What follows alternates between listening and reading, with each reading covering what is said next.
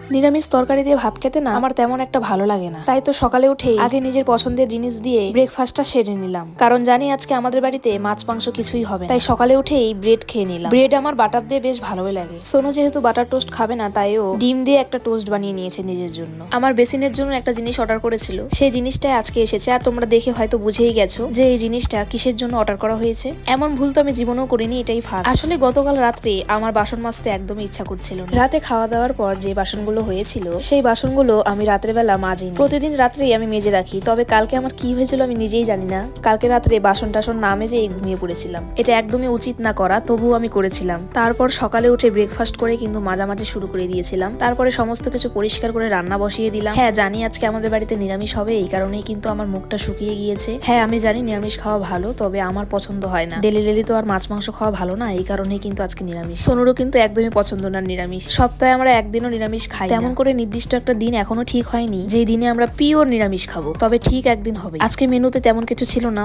একবেলা খারাপ হলো খাওয়া তো কি হয়েছে, রাত্রেবেলা ঠিক ভালো হয়ে যাবে। ভালো থেকো।